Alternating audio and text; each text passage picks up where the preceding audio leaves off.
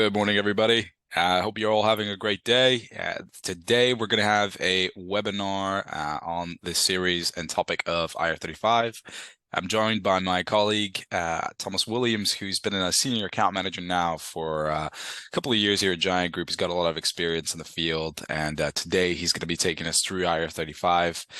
My name is Dwayne Afado. I'm obviously a colleague with Tom. I'm another account manager here at Giant Group.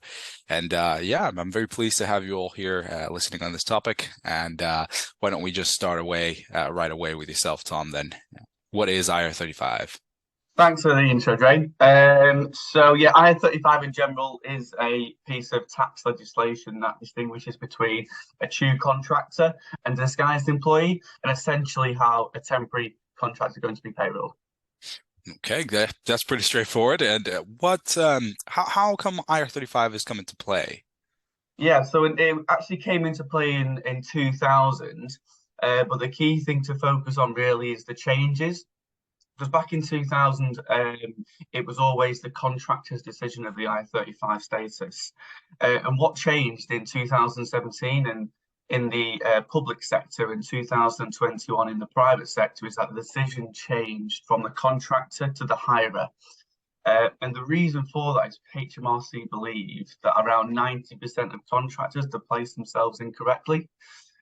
So a lot of the contractors will place themselves outside of I-35 to get better tax implications, but actually they were inside of I-35. So the massive switch from decision of the contractor to the hirer was the big change.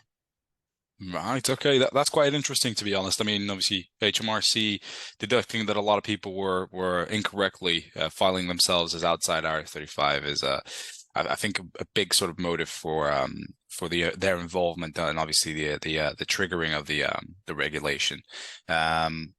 Just thinking, I mean, I'm curious, what are the actual impacts of IR35 for someone that isn't familiar with the policy? Yeah, so there's two pieces to this. One's the inside and one's the outside of what actually happens when you're in either one. So if you're outside of I-35, you're actually deemed by HMRC to be a true contractor. And you're able to be payrolled normally through your own PSC or limited company and retain around 80% of your top line by paying yourself, for example, things like dividends. On the contrary, in terms of if you're inside of I-35 and HMRC believe you're acting like an employee and therefore a disguised employee, you should be taxed like an employee as well. So the inside scope roles, you're looking around about 55 to 60% take home pay, and you have to use a suitable PAYE method like PAYE or umbrella. I see. So you can, hearing about this, you can kind of piece together the feeling that HMRC have basically used IR35 as a method of making people pay taxes that they're actually supposed to be paying to the country. Obviously, you mentioned obviously a pure contractor will have a higher take-home pay. I assume that's because they're technically not an employee, so they're working for their limited company, like you mentioned, isn't it? Okay. Well, bring it back sort of to the decision. Right, it's taken away from the contractors. It's now in the hirers' scope of work. How exactly does the hirer make a decision? How do they find out, who's IR35, who's inside, who's outside, etc.? Yeah, so there's three main sort of points to mention regarding the actual decision and how you can get to a decision. I think the main thing to focus on is sort of the cornerstone of I-35 is supervision, directional control, and in SDC for short in our umbrella world. And what that means is if a worker's supervised, are they directed, are they controlled, are they told what to do in their job? Do they have a supervisor? Do they have set shift times? Do they use the person's equipment?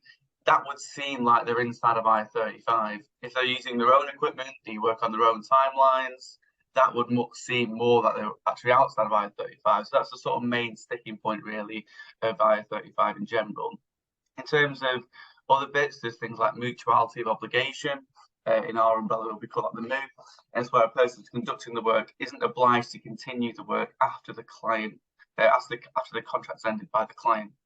As well, there's things like substitution, which is another key one, which a lot of people forget about, but it's really important with IR35. It's that the person conducting the role isn't obliged to do it themselves. They can use anyone in their company to do the same job. that's effectively creating a more business to business relationship rather than business to consumer. Okay, that's interesting. So it basically, in summary, the three criteria in this case are whether the contractor has any obligation to carry out more work for the end hirer, or vice versa, whether the end hirer has obligation to give work to the contractor after the assignment's end.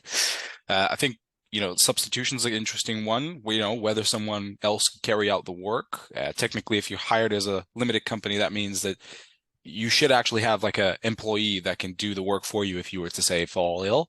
Mm. I think the last one's quite interesting. Obviously it talks about supervision, direction, and control. I mean, if it feels like an employee, if they work the employee hours, get the employee wages, get the employee benefits, and they act like an employee, then they are most likely an employee. So I feel like these three key summary points are actually quite they're quite straightforward, and it helps within hirers to sort of determine whether someone's inside or outside.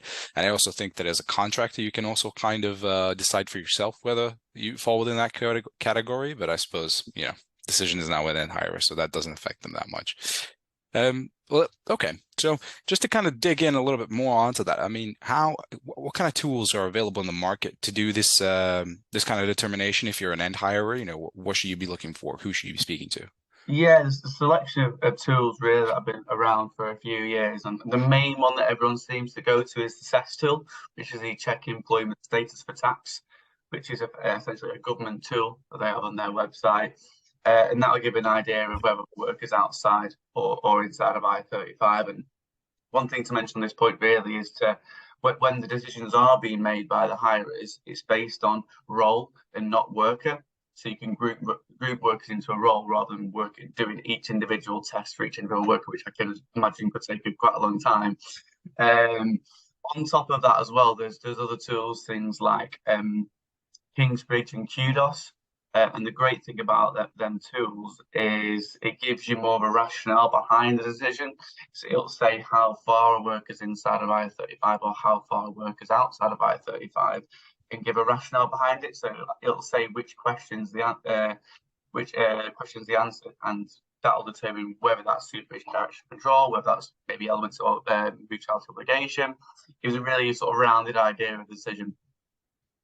Okay, fantastic. So basically, if you're an end hirer, go to Kudos or go to Kingsbridge. Use the CEST tool as well to check employee status for tax. I mean, these are I feel like these are great tools to have in your pocket if you're an end hirer.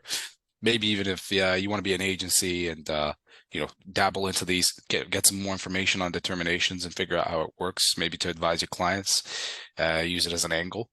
But yeah, that sounds like pretty useful things. Any other information that you think you could share with us about, I mean, IR35 in general? Is there anything that we should know? Maybe any additional criteria that people should be aware of? Yeah, good question. So I think there's a few things to mention. I think one of the main sort of feedback I hear from agencies is around the small company exemption. And what I mean by that is if the client's a small company and not the recruitment agency, so the person the worker's working for, are they a small company? And the way it's determined is if you tick out the three criteria, which is one being less than 5.1 turnover, less than 10.2 on the balance sheet, and less than 50 employees. If the client ticks two out of them, they're classed as a small company, which means they're exempt of I-35. It doesn't mean that I-35 doesn't apply. It always does apply. It just goes back to the initial decision where it's the contractor's decision rather than the hirer's decision.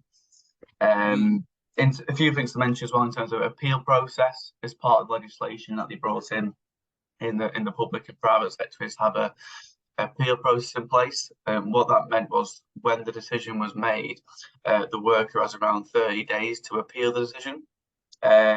We only found that workers tend to appeal decisions when they thought they were outside and actually deemed inside, because it's better off to be outside of I-35 in terms of your take-home pay. But only a small minority of clients went back on their decision to be as risk averse as possible, really. So it's a part of legislation for the voice of the contractor to have a matter, but at the end of the day, there was pretty much little to no changes after the appeal was made. Okay, so it's still useful to know that obviously people have access to the appeal process if they feel that they've been deemed incorrectly. So that's great to know. And obviously with the small company exemption, so you're saying basically that if you're classed as a small company, then effectively the decision should actually fall within the contractor. Is that correct? That's right, yeah. So he'll Mm. still be the contractor. Yeah, I feel like that's a keynote for some of our clients really. We work with some of the smaller ones as well. So that's quite useful information out there. I'm just thinking, you know, is there anything on the horizon that you think might affect IR35? I mean, we went through, everything with the mini budget recently. What are your sort of thoughts on that? How do we what do we watch out for in the industry? Yeah, I think it's interesting, especially what happened back in November with Liz Truss, where she, as you mentioned there about the mini budget, where they tried to reverse IR35 for about 3 or 4 weeks, and then yeah, that went didn't work out as planned as what they thought it would. So yeah, so we don't know what's going to happen really, what's around the corner. I think it's important to know that I-35 could always change. So we need to stick out for what government's involved, keep up to date with certain budgets that are available, and to make sure everyone's sort of clear of what the plan is for I-35. But at the moment, they're sticking to the hires, but we'll see what plays out in the next few years. Gotcha. Yeah, that's to be fair, the mini budget was definitely a very perilous time, sort of in our industry. Obviously, there was a lot of polarization on LinkedIn. You had one half who were, celebrating, and the other half who were actually, mourning almost that the legislation was going to be reversed. Just actually on that, I was going to ask you, I mean, have we heard at Giant Group any feedback from any agencies or contractors about IR35? What's the sort of general, I guess, feeling about the Yeah, legislation? yeah. So I think there's a few things really. First is the contractor's perspective of what they feel. I feel like, especially with the temporary market over the last few years, with I-35 being pushed back in the private sector for a year, and this mini budget that's happened, and the reversal of what we say at Giant, when I'm speaking to my agencies, and they feel like they've been messed around a little bit, the contractors, Mhm. because everything keeps changing. There's no consistency. They don't. Sometimes these people want security in their jobs, and they want to make sure this contract's always coming. And the next contract might be a change in government or a change in I-35, and rules might change. So it's always changing. I think they want to have consistency across the board for contractors, really. I think in terms of agencies and what they've been speaking about, I think it's important to mention that the communication with clients regarding these roles is really key, and to make sure that these I-35 assessments for the workers are still being re-reviewed. This is obviously just because the role might change if a worker's working maybe outside of I-35 previously, but the roles slightly changed a little bit with the client. That could potentially mean they're inside of I-35 within the last 2 weeks, and then therefore should be payrolled differently. So it's really important to make sure that the role's not changed to the client, so then the agency can act accordingly and payroll in a certain way. Mhm. Yeah, I think that's two things to mention now, two key points. Right. Yeah. Those are obviously quite interesting points. I mean, for those of you listening, to give you some context, myself and Tom, we used to work in our welcome team. So we used to deal with contractors on a day to day. And I remember I just joined in actually in the middle of the 2021 implementation of IR35, and it was absolute pandemonium. A lot of contractors felt like they were a little bit ticked off, if you will. I feel like that's what we're going through all day yeah. Well, listen, I appreciate your time, Tom, and I'd like to thank everybody listening in. Thanks for taking the time to listen to this podcast. Obviously, if you need anything from us at Giant Group, you can contact Thomas Williams. He's your expert on IR35, and obviously, I'm around as well to help out. So yeah, please don't hesitate to contact us if there are any more questions. Always happy to help out. And once again, thank you for listening, and I hope you have a fantastic day. Thank you very much, Tom. Thanks, Dwayne. See ya.